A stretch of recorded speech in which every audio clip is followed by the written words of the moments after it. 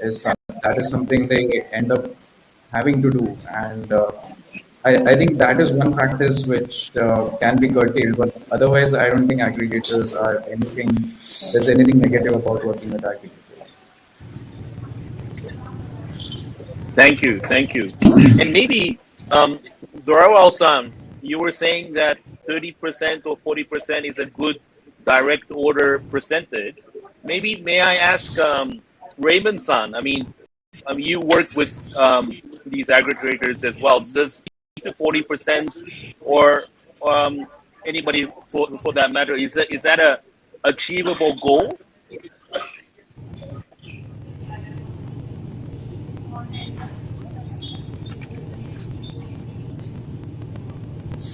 We lost them. Raymond-san? Sorry, I couldn't hear you, Harry. Can you just repeat that? Raymond-san, is 30-40% an achievable goal for direct orders? See, it depends. We are at that number because we also run a omni-channel presence. So we have a bit of takeaway and dine-in too. We So can't hear you. we are about 1/3 business. You're on mute. Sorry. Can you hear me now? No, I think I can. Could hear you. Yeah, Can you yeah. I'm saying that we are about a third of business on own channels right now. Pre-pandemic, we were about 40%, but that's also by the fact that we run a small dine-in part of most of our stores, right? So there's a takeaway and dine business, but to get to a 30-40% own channel business is going to be a uphill task right now. But coming back to the point that whether we need to swim against the tide or not, it depends on what kind of category of business you are in and what kind of model you are in with the aggregators. So if you are a 400-500 rupee bill value, then trying to do your own delivery is actually not the most sensible thing to do. Right? But if you are at 1,000 rupee and above, it might make sense to actually start building a lot of your reliability or loyalty programs or getting the repeat customers and retargeting done customers to your base. But if you are a QSR working at a 400-450 rupee bill value, I would suggest that right along the way, keep doing your negotiations, keep making efficient marketing plans and co-creating it with the aggregators. And I think that's the easier way to go. And of course, the data and the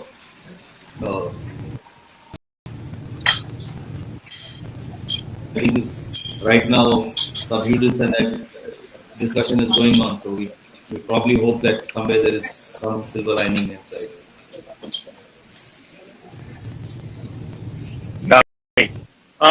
Jahaan-san, maybe would you like to add to this discussion? Yeah, of course. So to make it more simplified, we started delivering via Zomato and Swiggy. I mean, this is how we got to understand that any creator will come. They'll customers just have to do a click, and order will be delivered at their house or outside their door. So it is convenience over the service, which aggregators came into the picture.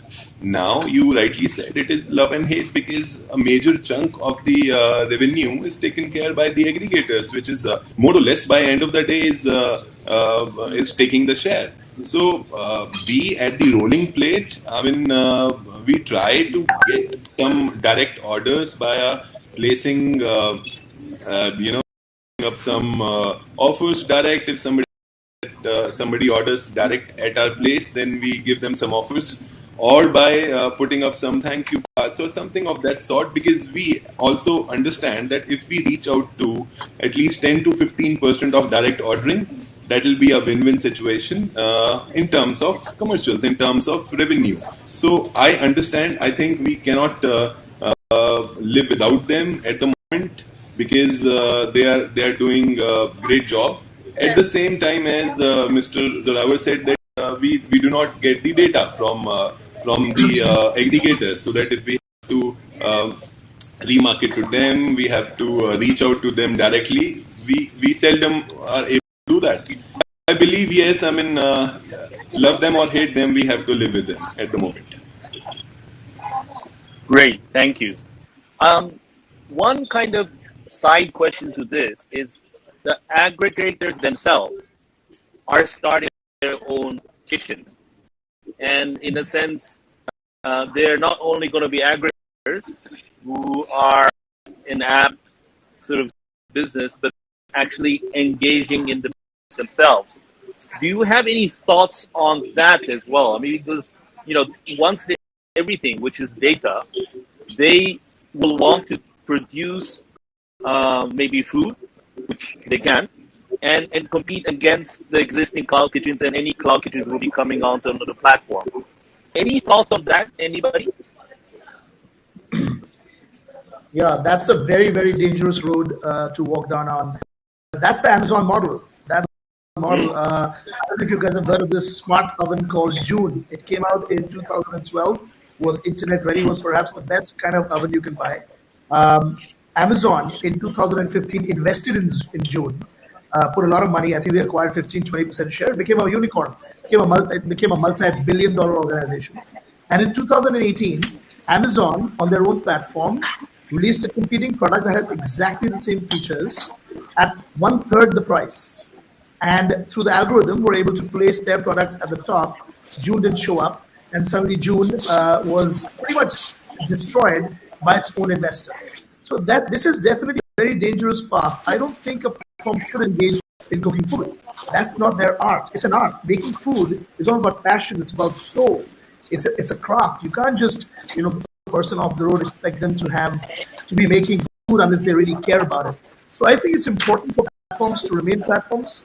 Will they do that? I don't know. Even if they are finding categories, I would suggest try and build a category rather than compete and take over a category, because that will create friction. And the whole idea of these platforms is to be frictionless. If you're going to create friction with your own suppliers, in a way, us, then people are going to start relying even more on order direct. So I think that's a dangerous path. I don't think it should be pursued with gusto. Building categories through the system is good. I don't think it should be done in a very aggressive way. It could create major frictions. Any other comments from the stage? Yeah, not to what Zorawar was saying, but I've got a slightly different view on this. While I agree to most of the aspect which Zorawar was talking about. See, whether this is going to be a dark kitchen which has been adopted by the aggregator themselves and trying to build a new category, or within doing a play within the same category. This is going to happen or bound to happen. That may have a certainty or not certainty, right? But at the same time, all the cloud kitchens currently, well, you look at it, right? They are competing within themselves. At the same time, there are restaurants which are larger play within the aggregated platform per se.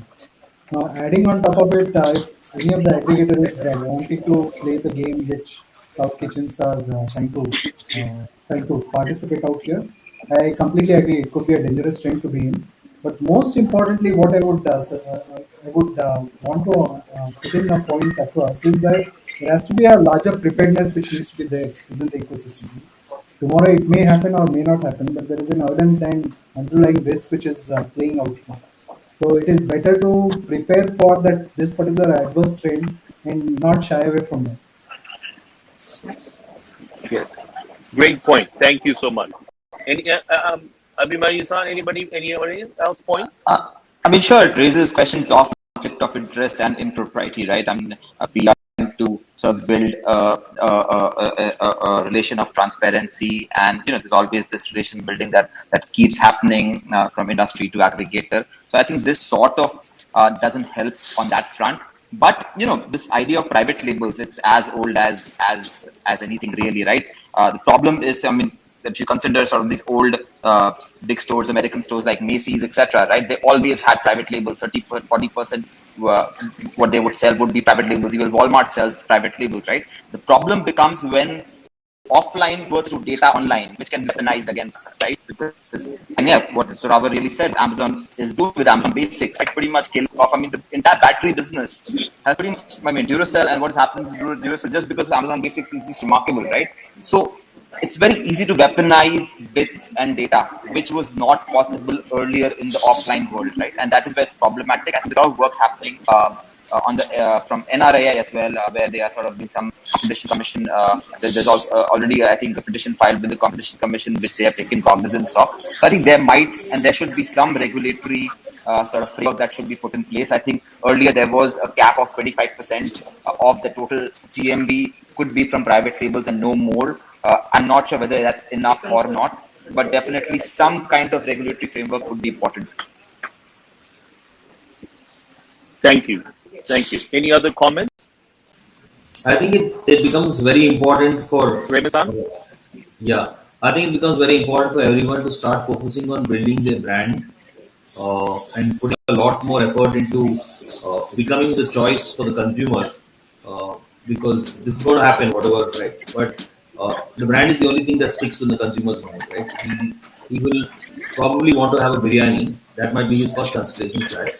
And then he is shown another brand which might be a private label.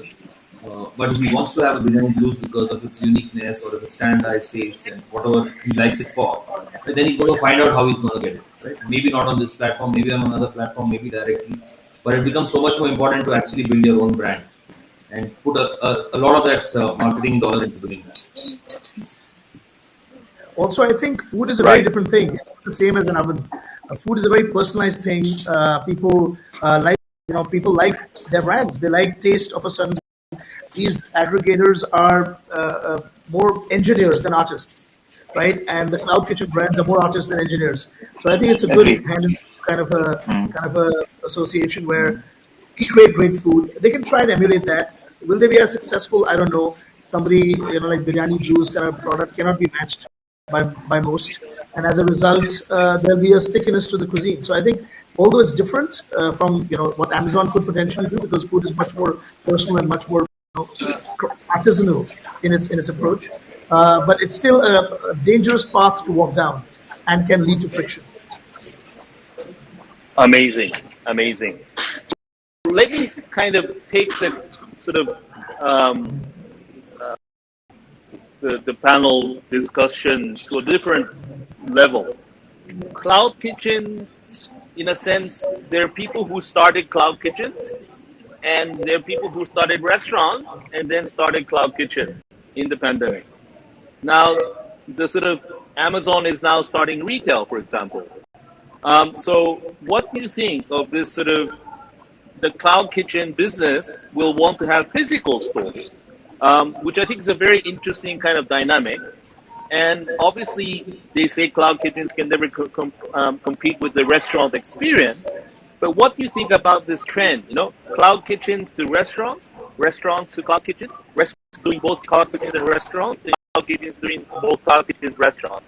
I think it's an interesting topic that I wanted some of all of your insights. Right. So I think at Rahul, we also believe and Rahul recently sir? come to believe. Rahul-san? Yeah. Sorry. So I think we believe in more of a hybrid strategy. Where cloud kitchens have their own role to play and offline stores have their own role to play. Right. A lot of Rebel launcher, we talked to a lot of brands. Who want to come on board and scale up. A lot of brands are actually following this strategy. It is working for them. Having a mix of offline and online. Definitely, the experience varies, but it helps them build a brand. Helps them offer different experiences in different locations. That is something we are also trying to replicate with the Eat Your Offline core. And in our opinion, that is the way forward. That is something we are working towards.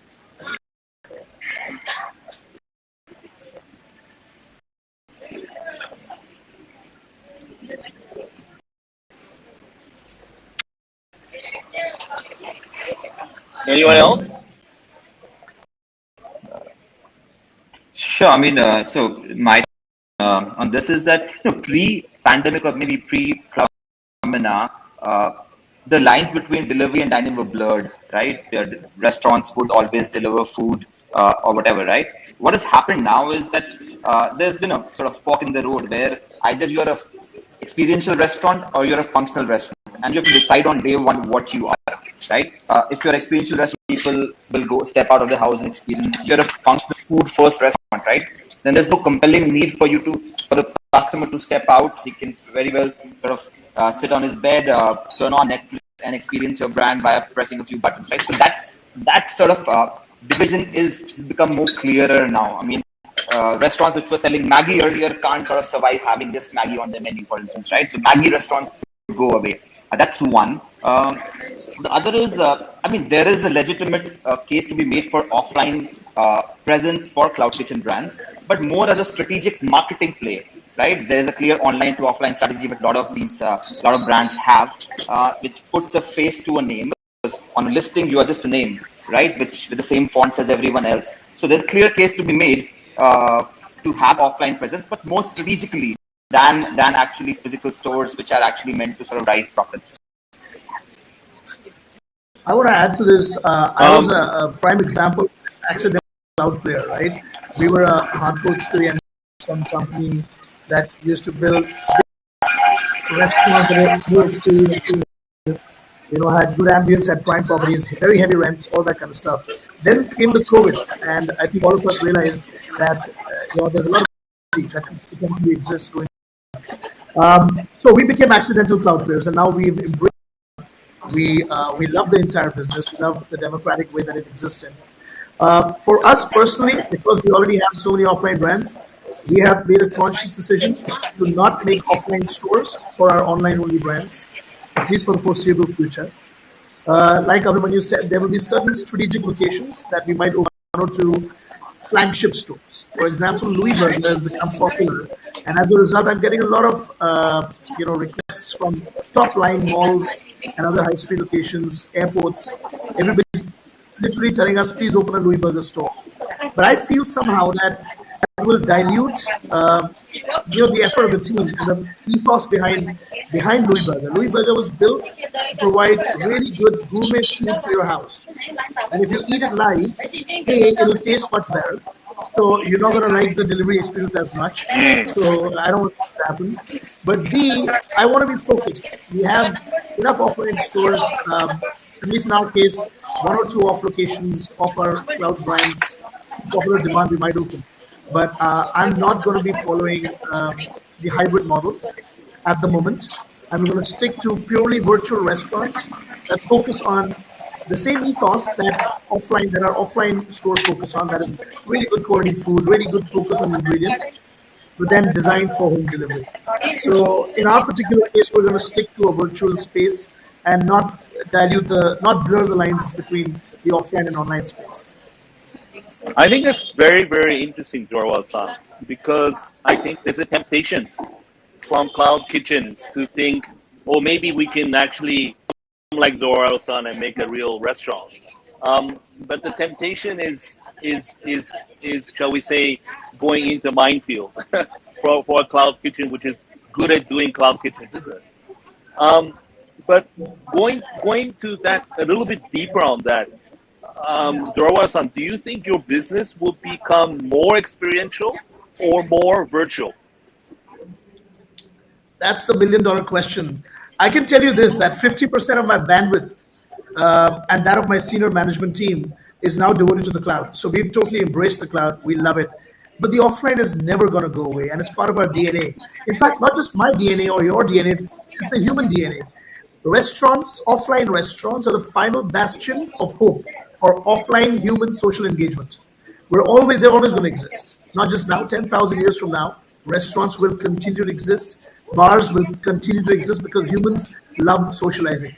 You could get a metaverse and you could put on a VR headset and it could be unmistakable from the real world, but it's still not the same thing. We're always going to love socializing. We're a very social place. So I don't think restaurants are going anywhere. But and also the beauty of what we've noticed now after the restaurants are fully opened up is that the cloud has not been compromised by the opening of the restaurants, and the restaurant sales have not been compromised by the growth of the cloud. I think they're complementary. Right. I think the competition of cloud kitchens is with the home kitchen. I think that benefits us all, right? It no longer is competing with so my offline Farsi cafe is no longer competing with a Louis Burger or with an online North Indian brand. It's competing with the kitchen at home. And I think that's the beauty and that's the purity of the cloud business. It's very difficult to say which one you'll spend more time on, which one will be the future. I think both will continue to accentuate each other, complement each other, and not substitute each other. I think it's a very interesting point. May I just ask the same question to Raymond-san? Because I think you also serve your biryanis not only online as such, but you also have direct stores. What are your thoughts as well? I mean, Zorawar-san really captured the moment, but what are your thoughts? I fully agree with what he said. We, for one, have always been delivery focused. Our stores are very small. They are not dine-in focused stores, but the thought behind what we do when we do offline is that for an incremental rental, you get a signage which advertises you in that market, right? So it's not so much about how much of dining business you get, but the fact that you create an imagery in the consumer's mind when he sees the physical store that okay, this is a larger brand, this will have certain hygiene and quality metrics in place. If there is an issue, I can walk up and talk to somebody right now, rather than chatting with a bot. So that's been our ethos of opening stores. So they're a little larger than a Subway. They're not very large. They don't serve alcohol, so the AOVs are not so large. They don't do a very high dine-in turnover. But for an incremental rental, we saw that there are tons of more benefits by having a small signage that helps in building the brand fast. Having said that, I fully agree that the cases are very different. So dine-in is always going to be there. There is an experience. You will see the revenge eating out that's been happening in the last 3 months. I think to get a place in Aerocity or in Cyber Hub is just impossible on a weekend. So that's not going away in these. But if you see the rate of growth, I think the cloud kitchens will grow much faster in the coming years for 2 reasons. One is it's going to be easier for people to populate faster. Low capex, lesser of involvement in terms of service training and other stuff because it's all dispatch and the delivery is being handled by a third party. Right? So speed to market is going to be faster. So the rate of growth on cloud kitchen is going to be much higher. But I don't think it's going to be anywhere close to the amount of dine-in and takeaway business that happens. At least not in the foreseeable future. Right. Thank you, Raymond-san. Jahaan-san, do you have some comments? Yes, so I agree to most of the things being said here for the fine dine experience. So I believe the charm of fine dine, as Raymond said, rightly said, that it will not go. We may think of cloud kitchen as a revolution. We may think that okay, it is going to be increasing with every passing day, but there is a lot of churning as well. When we check it on the vendors or the aggregators, we see a lot of restaurants and cloud kitchen cutting down instead of as I mentioned earlier also, because a lot of such to the aggregator as a commercial bite they take in every order. But so we started Roti or Roti, that's one of our fine dine restaurants we started back, and we moved to cloud kitchen in the period of COVID and other things also that are manufactured. But I mean the charm of fine dine restaurant is going to be there. But cloud kitchen is easy on and of course on open also. It is going to be multiple.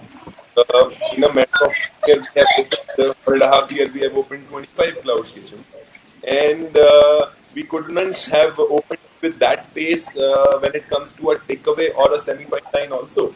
So I think yes, we see a lot of more entrepreneurs going to try their luck in something called the cloud kitchen space, and fine dines are the same will be on the same space. So, yeah.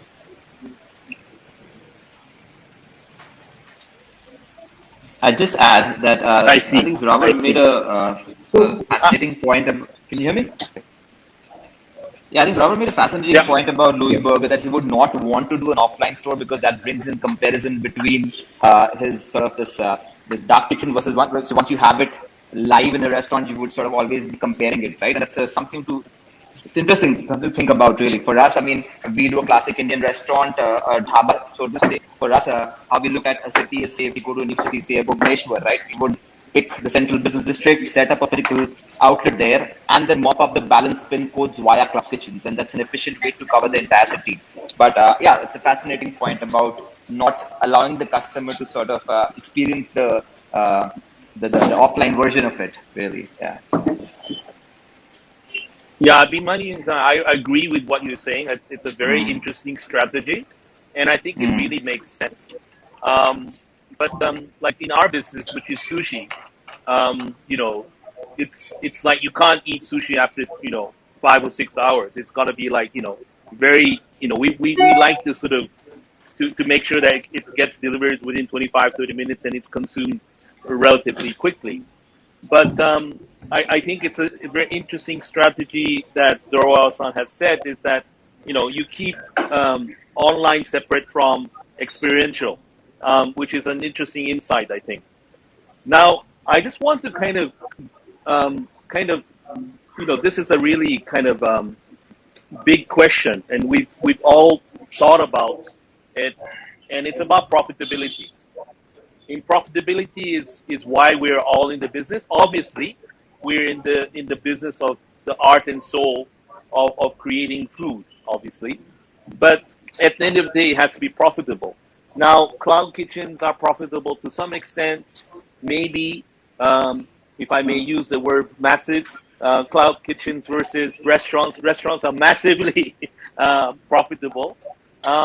What do people think about sort of the growth of this sort of, both the cloud kitchen model and the experiential restaurant physical model in terms of profitability in the next 10 years?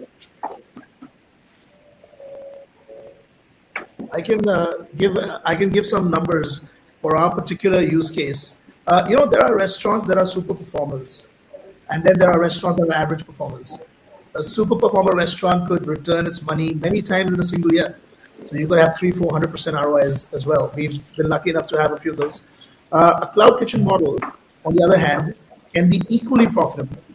And the best thing is that the return on capital expended is actually a lot better than any restaurant business. I am an offline guy, so I'm not trying to at all say that choose one over the other. That's not the point.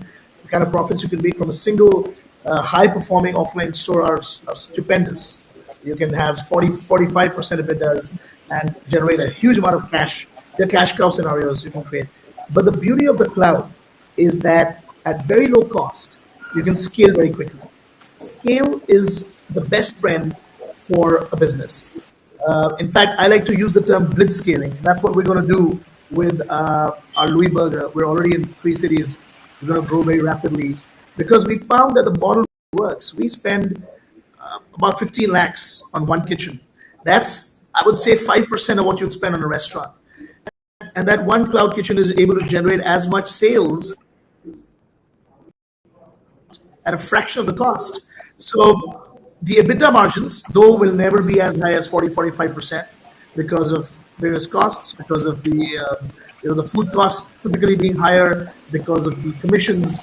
But there are benefits. The occupancy cost of a cloud kitchen are always going to be lower than a restaurant. The personnel cost is always going to be lower than a restaurant. And these two usually, if they are within the single digits, you can easily generate between 18-25% EBITDA at the store level at a cloud kitchen. And another good thing about the cloud kitchen is that your typical overheads, your corporate SG&A, is not as high as you would require for a restaurant because it's simple. It's a less complex business. And I think the best businesses in the world are the ones that are simpler in nature because they are scale friendly. And we run these complex restaurants, and trust me, running a Louis Burger is far less complex than running a restaurant. And let me tell you, it's a more painless experience as well. So the return, you can have similar EBITDA if you normalize stores, but in general, the scale of the cloud is unparalleled, and the risks are much lower. What do you have to lose? 15 lakhs worth of equipment, pick it up and move it to another kitchen.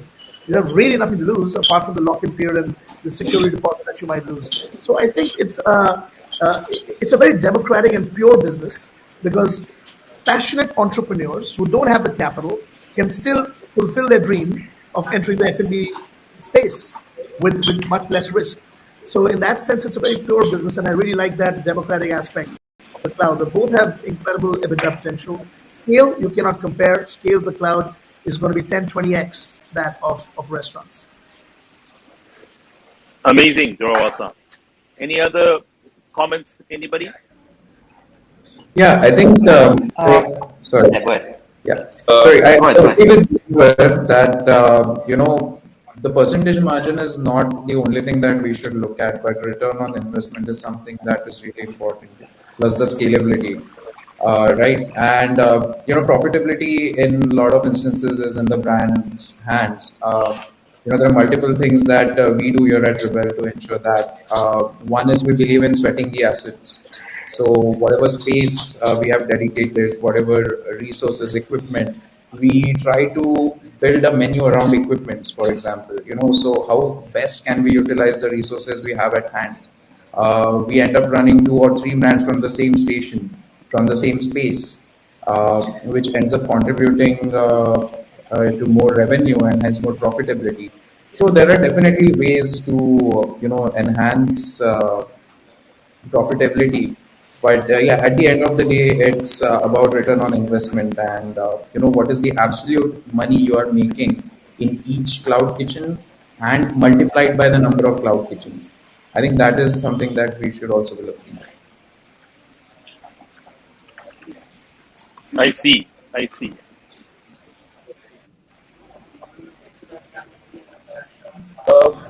Anybody else? Yeah, I think I would like to add that Thoughts? it is easy on capex and opex both. So yes, we can multiply easily. Now, as somebody mentioned that running multiple brands from one kitchen is also one thing people are doing in cloud kitchen. So we have come on to a experience where we do sharing kitchen with different brands. Like we're doing with Big Spoon, we're doing with a couple of other brands where we are hosting their brands in our kitchen in the cloud. So that makes dividing of the expenses and multiplying the revenue, which is a plus plus in cloud kitchen and can only be possible in cloud space only. You cannot do something of that sort in the restaurant or any other place. So I think in this way we have a winner which is cloud, and cloud space sharing model is something where we can overcome the expenses side of the operational expenses basically. Great. Great. Raymond-san, would you like to add anything?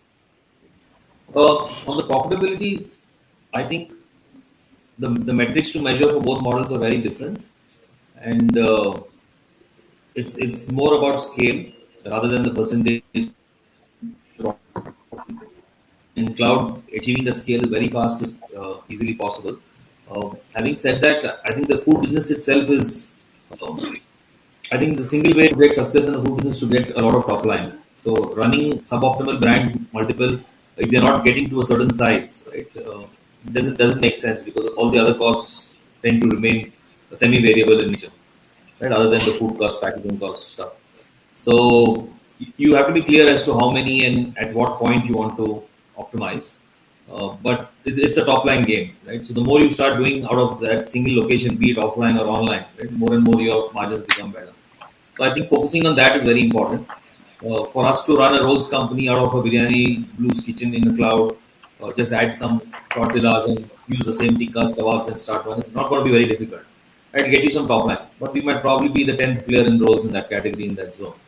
Right, so you have to be sure of what you want to do and how profitable your business can become, and that I feel comes only with scale and top line in that category because it improves also your purchasing power, your ability to negotiate various stuff with both aggregators or suppliers again for that brand. Great.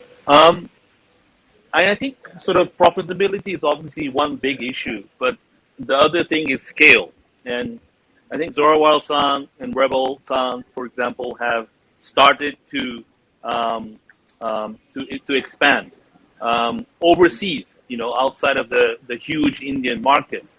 And just a little question on this, and we'll come back to Nina-san a bit later. Is how do you think India's businesses will completely remain more in India, or there's a tendency to wish to go out to foreign markets like the US, etc.? Well, let me give you a little example of what happened literally yesterday. I was in Dubai over the weekend, and I went to one of Rahul's kitchens. In fact, I went to two of Rahul's kitchens, and I went to the one in JLT, and my mind was blown. I mean, a small little kitchen. All their Indian brands were there, including a new one that they've started overseas called Messi Burger, very, very exciting brand. And it was astonishing to see the number of orders. I mean, that one kitchen, and I don't know if Rahul wants me to say the numbers out, so I probably won't say the numbers of that kitchen. They're very, very good, though. You should feel proud of those numbers. But the numbers are an order of magnitude higher than what you would get in India. So I think brands like his or mine have a huge potential overseas. Farzi Cafe is now in 9 countries, and the 10th one being the US, opening by midsummer. Some of our stores do numbers that you cannot do in India. It's as simple as that. Our Canada store just launched 6 months ago. Will probably end up doing $10 to $12 million in 1 year.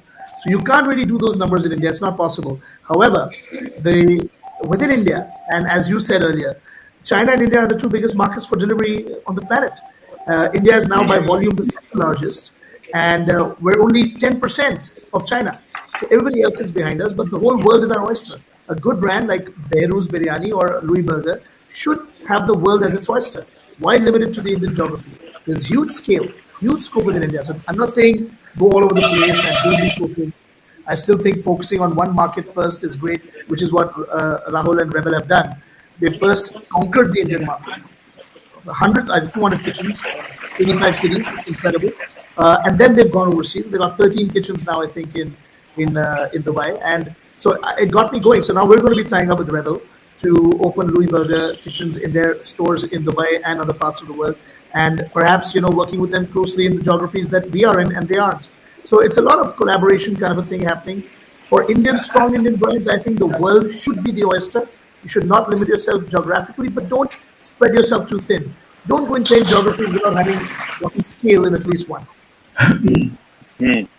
Interesting. Very interesting.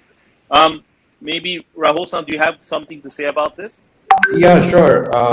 So I think it is time that Indian brands start moving out. Over the last couple of 2-3 decades, we've seen a lot of brands from other countries come in here. But I guess it is time that Indian brands start going out.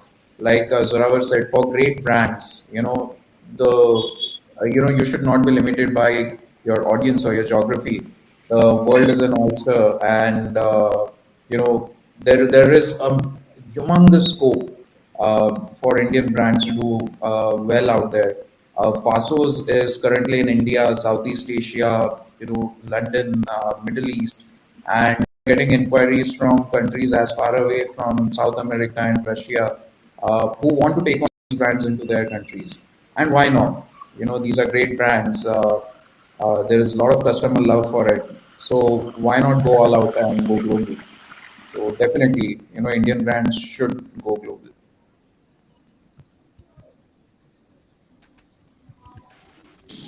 Wow, that's great. That's great. Nina-san, maybe do you want to add a few comments from your perspective? Yeah, certainly. In fact, some of the major Indian brands have established their brand equity within Indian consumers, right? And India as a geography is fairly large. It's a much bigger market, which is yet not explored as much as it is required to do. But having said that, there's a clear opportunity in lookalike geographies, right?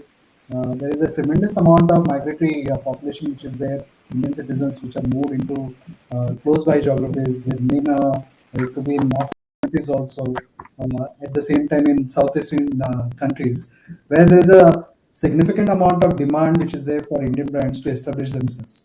The cost economics could be different, right? Out here, it's not like software.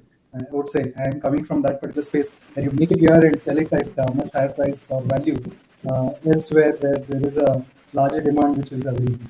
But yeah, looking at the cost economic kind of opportunities which are available, the consumer preferences which are quite closer to what we have been building as a taste and experience for that matter.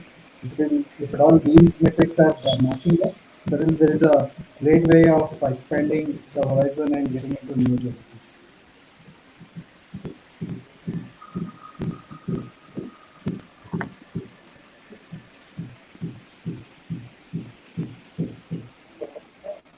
There's some problem on my line.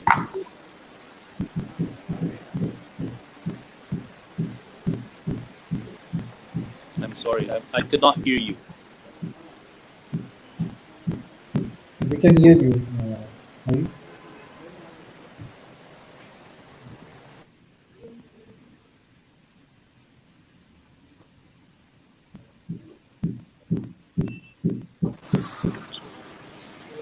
While we wait for him, why don't I ask for a couple of questions um, about EBITDA? I think that's what a lot of us are excited about. Harry-san is back, so I don't have to. Good. He's gone again. No, he's not. Yeah, go ahead, Zorawar.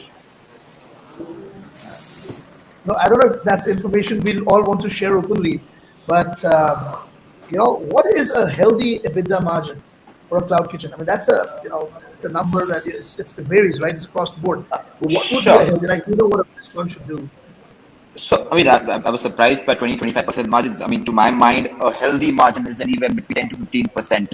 A cloud kitchen is a penny's business. You save what you earn, and that is what it is. I think the important metric, and whenever I talk to investors also, right, they are always sort of hammering about why is the EBITDA margin so low. I think the important thing Rahul touched upon is the payback.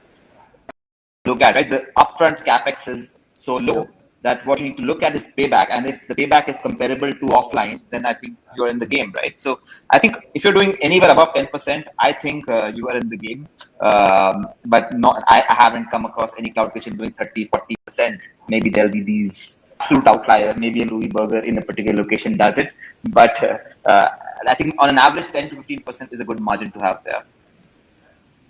That's good insight to have. Thanks for sharing that. Yeah, it does vary, and I think it depends upon also how many different posts you can put in every cloud kitchen, right? You can have a nice box like what Rebel does. They have these 2,000 square foot kitchens, and there are 10, 12 brands working from there. So naturally, the ROI, the ROCE, and the revenue per square foot, and all those wonderful numbers investors love talking about, suddenly start looking a lot better. So I think that explains the fabulous valuation of Rebel Foods and the fact that they make great products. So I think this box model is also something that's very exciting. Put multiple bosses, get economies of scale and scope into every kitchen, and expand from there. I think that's the beauty of the business. It's such a pure, simple, uncomplicated business, but yet with unlimited potential. I think that's the beauty of the business in general. Now, I have a question for you. I mean, this idea of sweating the assets, right? People talk about it, sweat the assets, right? And sort of maximize your assets and utilization, right? And that's, to my mind, is an engineering mindset, a top-down engineering mindset, and you sort of being the food guy in that sense. So what do you make of it, right? The idea of you can't build brands in that sense, right? I mean, is it that easy to just sort of sweat your assets? And I've shied away from setting up virtual brands so easily. So, I mean, yeah, your thoughts on it, yeah. Yeah, so there are two ways to look at that. One is the Rebel model, where you build them with scale in mind, and they build kitchens, and then they are cloud kitchens. In my case, sweating the asset would mean converting or using an existing restaurant, an offline restaurant, for online business. And let me tell you, I've had very mixed experience with that. So to give an example, we recently launched Louis Burger in Bangalore.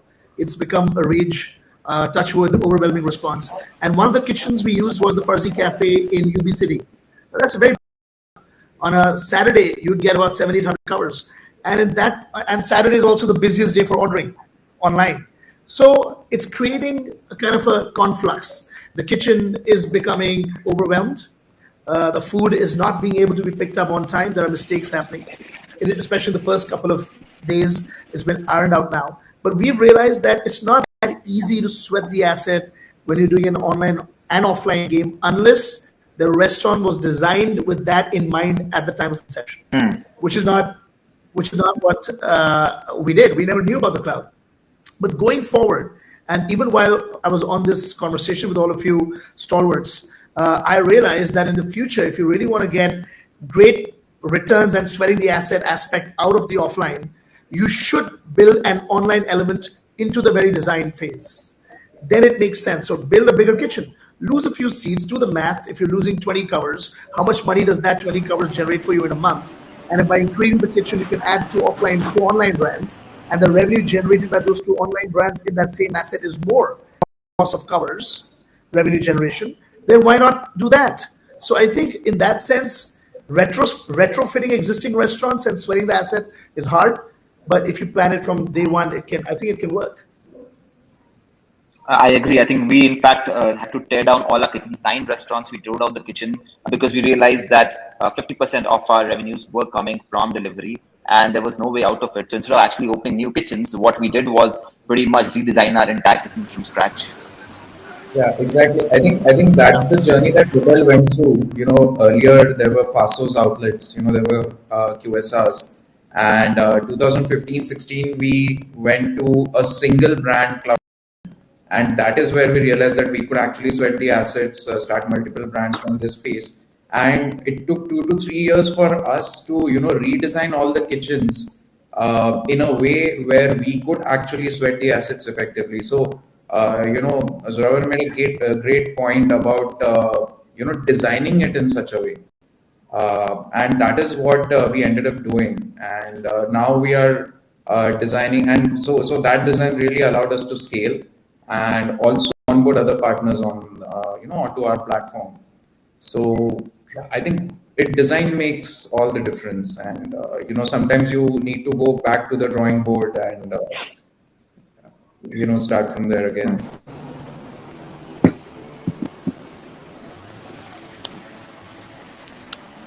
Great point, Rahul. I completely agree with you. I think retrofitting an existing kitchen and a successful restaurant is very difficult to do. You have to either shut it down, which you can't afford because the revenue loss will be too big, and sometimes you just have space limitation. So retrofitting is harder. Designing from the scratch, with that in mind, is I think a better fit.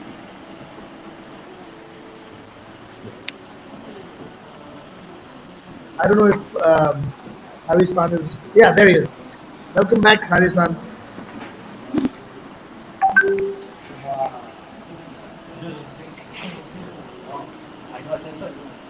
Harry, can you hear us? He's gone.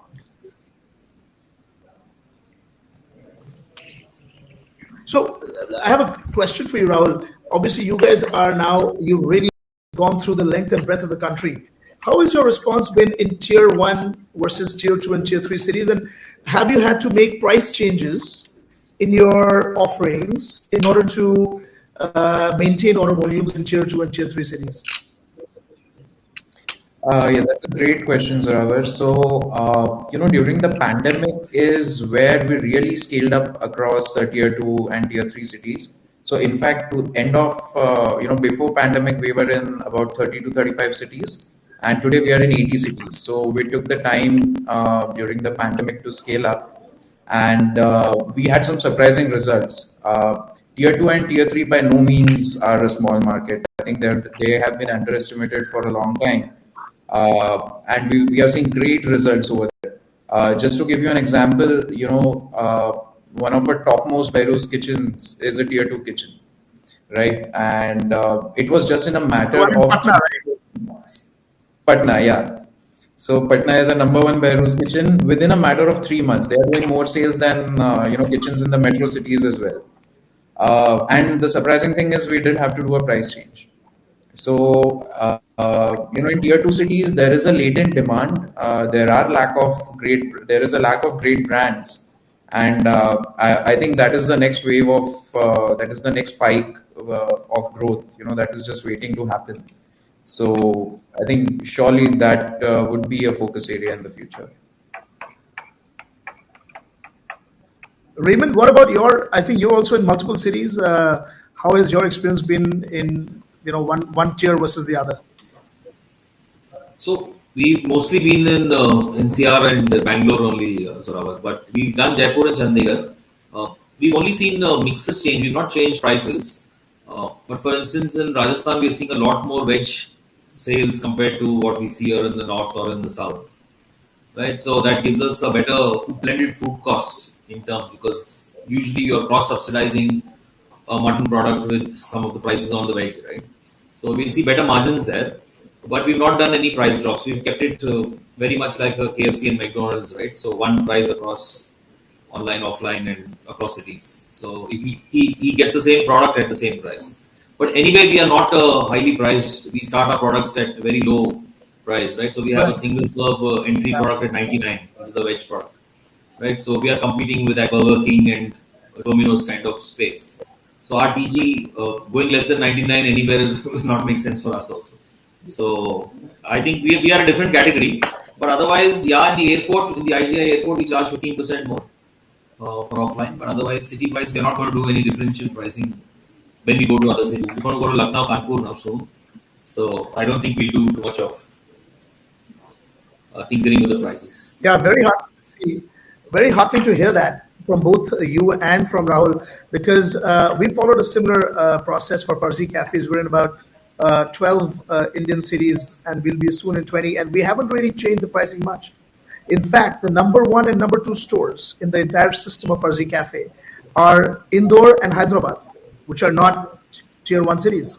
And it's the length, people talk about the width of India. The width of India is fantastic, but there's also a lot of depth. You have, I think India has these great tier 2 cities where there's a lot of pent up demand. There's a lot of, wealthy people, but they have no avenues in which to spend their wealth. So they come to the metros or they go overseas, and that's where they do all of that stuff. But good quality food should not be discounted. Good quality food should not, need to be reduced in price. But I also feel that democratized. I think great food should not be expensive. I think there should be value. And this is again why I hearken back to the point of the purity of the cloud business. The cloud business finally makes it possible for people like us to give quality food to the consumer, because the other overheads are smaller. In a restaurant with very high rent, with a large space, so many people working, it might not be possible to go below a certain price point. But the cloud offers the opportunity for us as creators, as artisanal, people, to create products that we would love to eat and then serve it at value to the Indian consumer. I think that's another aspect of the real beauty that we see in the cloud space, which is hard to do in the offline space. So I think one question to you, Zorawar, is you have some great brands, right? So how does they need not be necessarily delivery friendly, but you think that a Louis burger would taste better fresh out of the store versus it traveling for half an hour before reaching the customer? And how do you take care of that? No doubt about it. Very good question. No doubt about it. You can't fight physics. Physics will take over. The crunch of a fried chicken burger will go down. You have it live. So I've done so many trials. We were working on Fuzzy Cafe for 1.5 years. I went and did trials live, and I'm telling you, the product is just phenomenal, straight out. But we did a lot of research in the delivery aspect. So our bun, in fact. So the one thing that we did was we worked very hard on the bun, and the bun travels so well that it's actually softer when you eat it at home than it is when you eat it in the store. The rest of the stuff will if it's really hot and crispy and or it's cheese is just melting and has not become coagulated like cheese often tends to become. The fresher food will taste better.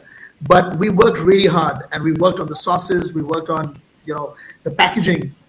We worked on the bun. We made the bun more porous, so that when it's wrapped up in that paper, the steam actually goes into the pores and makes it softer. So when you reach it at home, it's actually softer than when you had it in the restaurant. But overall, in the kitchen, I mean. But overall, yeah, fresh food is fresh food. Harry-san was saying about sushi. I've been to some of the best sushi restaurants in Japan, and I'm telling you, when the chef puts that sushi with his hands onto the platform, you're supposed to waste not more than 2 seconds in eating it. It's that time sensitive. So the time sensitivity nature of great food will never change. Physics you can't fight. So that's why I said I'm never going to open a virtual store, because the gap will be Okay. easily identified Right. by the guest. I'd rather just keep the virtual business virtual and keep the offline business offline. That makes sense. Makes total sense. We tried so hard with Farzi delivery, and people just didn't order. I mean, we're not able to do much delivery in Farzi Cafe because people have this perception of it being a experiential brand, a brand where you must go and experience the molecular aspect and all that drama and that you know the presentation, which you can't do in delivery, no matter how hard you work. So delivery for Farzi Cafe has not been mega successful. Right. All right, so I believe there's a connection issue at Mr. Harry's end. So we will take some questions from the audience. First of all, thank you so much to all you guys. Thank you for being here. Thank you for such an insightful discussion. And we have a lot of questions coming in that we would want to address. So the first question asks, what is the role of software infrastructure needed and help us to serve? Anybody would like to take this question? I think Rahul would be best suited for this. Yeah, I think software is any sort of tech is really important for any business to scale up, right? Tech can be either in the form of a hardware which really helps kitchen operations, and the software is equally important, where you should be effectively you should be able to effectively manage your orders, your inventory, you know. Basically, which ends up delivering a great customer experience. So I think software infrastructure is very important, and in fact, that is what a lot of focus is on. Within Rebel, we are building software as a service, which for years of we are building that would help other restaurants, right? So that's I think software infrastructure is of utmost importance right now. Yeah, And just wanted to add to what Rahul is talking about. Within software play in infrastructure, certainly the marketing automation system that is being adopted is very core and key. Right? We are talking about communication. Like there are any kind of customer engagement and communication which is happening on ongoing basis, right throughout the pre-purchase, purchase, and post-purchase scenarios. There has to be a clear way of right kind of communication channel which has been established through the marketing automation channel. And the choice of marketing automation channel should be used very wisely, because once you deploy a software and a system, it's very difficult to not create that adoption and get something else altogether new. It's a cultural shift which needs to be adopted. That is something important.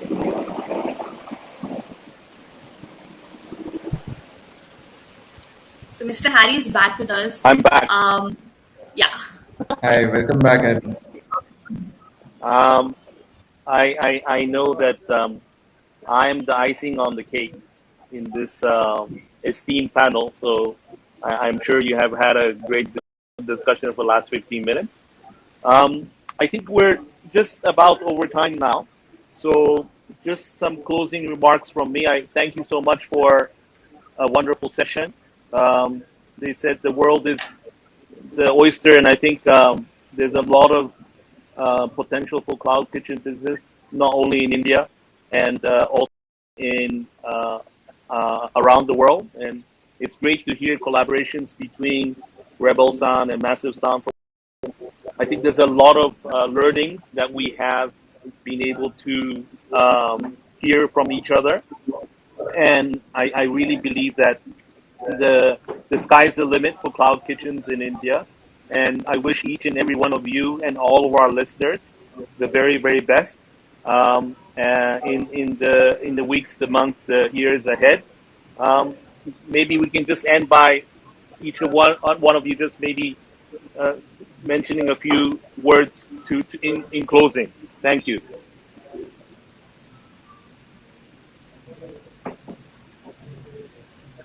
I can say this, that the cloud has given a new lease of life to us. I literally feel like a startup. Massive Cloud is what we're going to call our cloud business, and it's going to be eventually distinguished from the offline space. We've actually even taken a space in a WeWork to have a totally different culture set for the online space. exciting times, and we feel like a startup. I feel like a 26-year-old right now. So that's what the cloud has done for me, and I'm very grateful for that. Thank you, Zorawar-san. Abhimanyu, Yeah, I think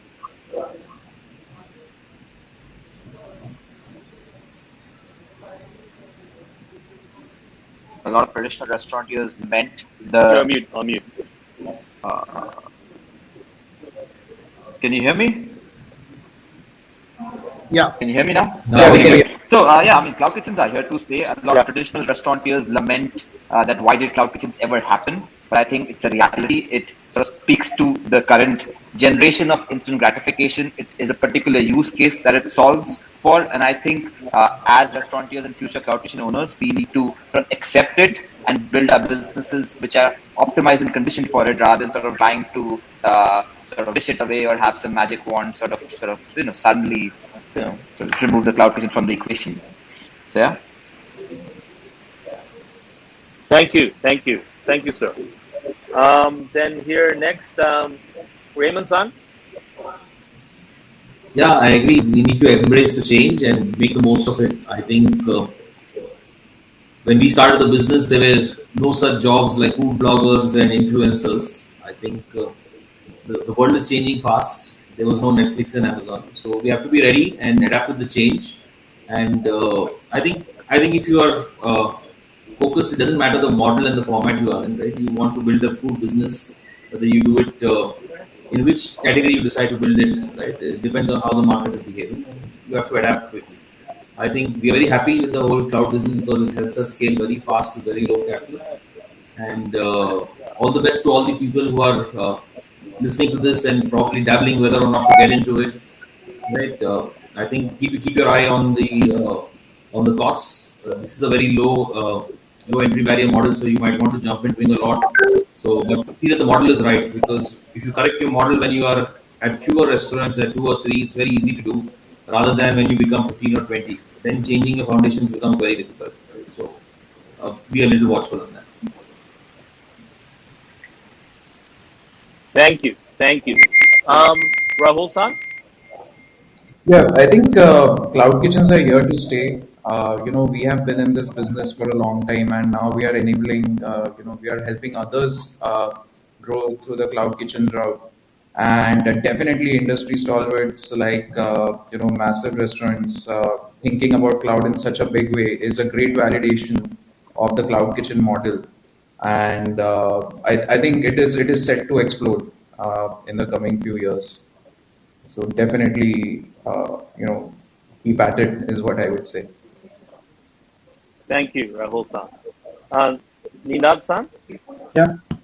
So low capital, high scale, and lower entry barrier, right? This kind of model is bound to scale at any given point in time. Obviously, the industry stalwarts out here have put in their effort in terms of building, experimenting different kind of cuisine and categories for that matter. I'm sure in not only in geography like India, where there is larger acceptance and adoption which has happened because of the recent change and dynamics which have been there in last 2 3 years now.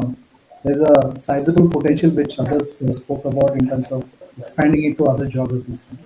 So I say cloud kitchen are here to stay, and the kind of customer engagement and experience which needs to be extended. There has to be a significant play which is required to be involved, and there could be right kind of ecosystem partner which needs to be. Thank you. Ninad-san, thank you so much. Is Jahaan-san there? Is he gone? Maybe not. Okay, so this brings to an conversational menu, driving the future of cloud kitchen. Thank you so much for contributing your time and wonderful insights. I learned a lot. I think all of us learned a lot, and our listeners learned a lot. So, wishing you all the very best, and just passing back to the anchor. Thank you so much. Thank you, Mr. Harry. It was a really insightful session today, and I thank you all for being here again. The chat box is filled with questions. There are a lot of questions coming in, so I know we are running a little over time. But I would still want to take a few of them. A couple of people have asked how to choose the right technology for my cloud kitchen brand. Any insights on that, please?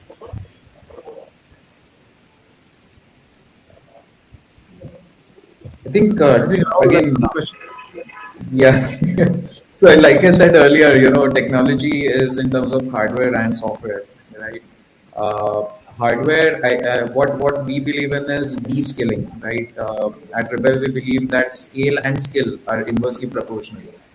So, the more you de-skill the processes in the kitchens, the higher the scalability. So, whenever you're going for equipments, right, the recommendation would be to look at an equipment which helps you cut down skilled labor in the kitchen.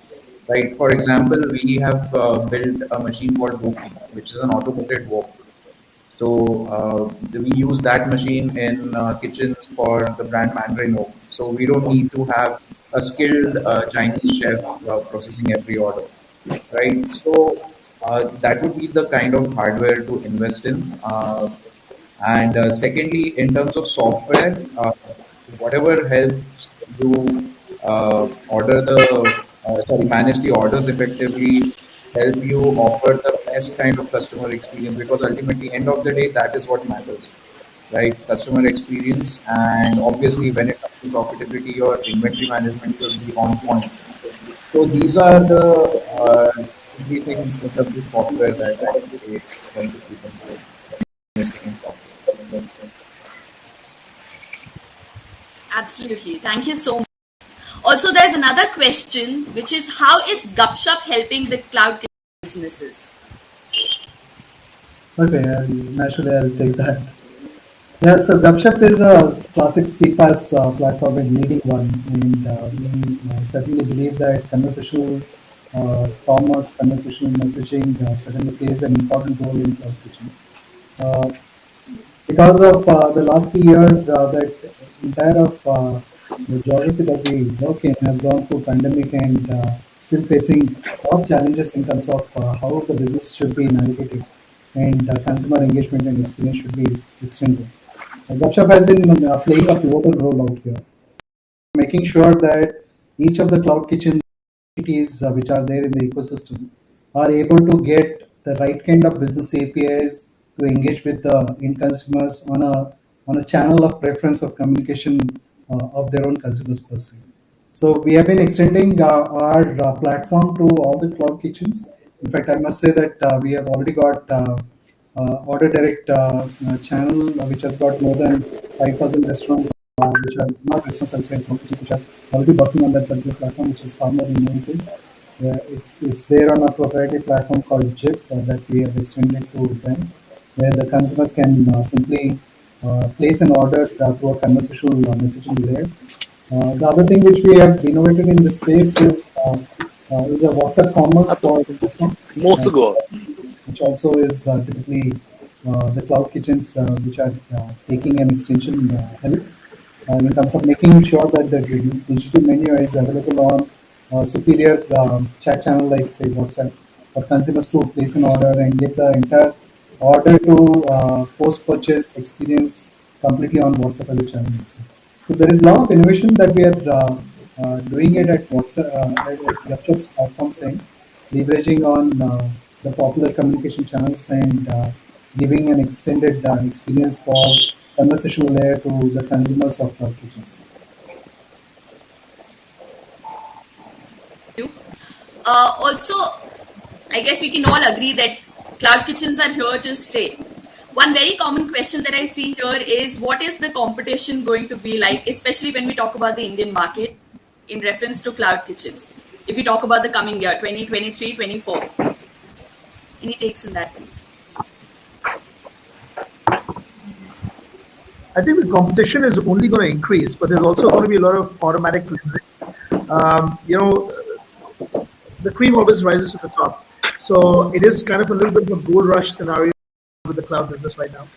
I would suggest entrepreneurs that are trying to get into it for the right reasons. Don't get into it because everybody else is doing it. The food business is a passion business. It's a passion play. It's not a 9-to-5 role.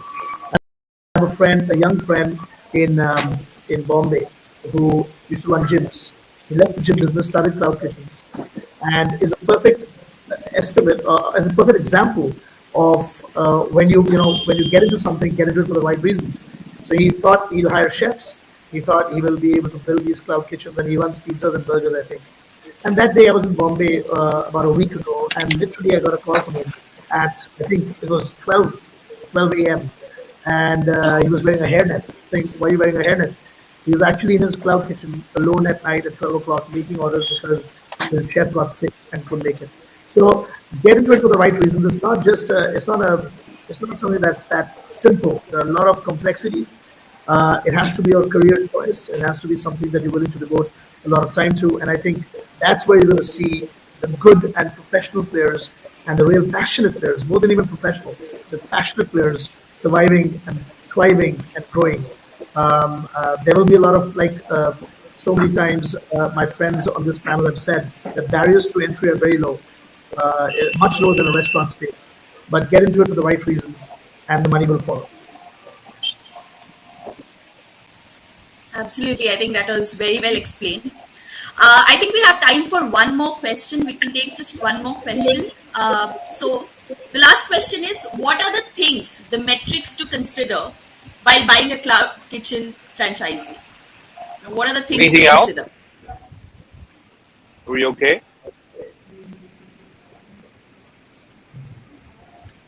Shall we Am I call it a audible? day? Now you're audible. I think we missed Hello. the first half of your question. Okay. Yeah. All right, so we'll just take one more question. A lot of people have been asking, what are the things to consider? What are the metrics to consider before buying a cloud kitchen franchisee? Any takes on that? I guess the brand and the payback. I think we lost the payback would be the anchor only metric, and of course the brand which has as well.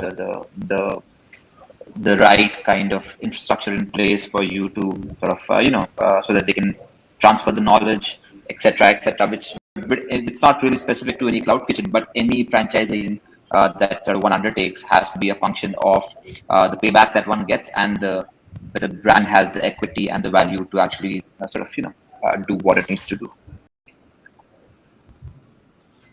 Absolutely. I think with this, we have come to the end of today's discussion. I would once again like to thank all of you for such an insightful and informative session. Thank you for being here with us today. And now we have a small video from Gupshup on how they are helping restaurants to scale up their business. So if we could have the video, please.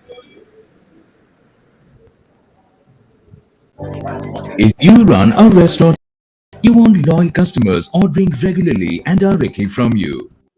No commission payouts. All now has to be contactless, visual, interactive, and easy for home delivery and in-house dining. You need to use customer data to make personalized offers and employ fewer staff by making smart investments in automation. Sounds hard, right? It doesn't have to be.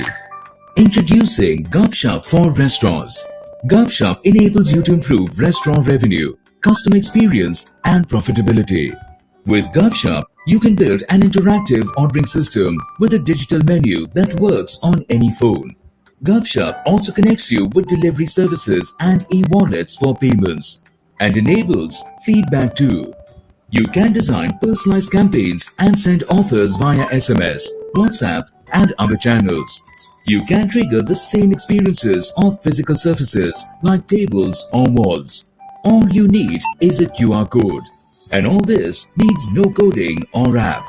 Let's see how it works. You send a WhatsApp message from your own WhatsApp number with the weekend specials to a segment of your weekend customers. Sonali clicks on the link and browses through the interactive menu. She chats with you to customize her order and pays with a wallet. After delivery, you send her another message with a feedback link, which she fills out in seconds.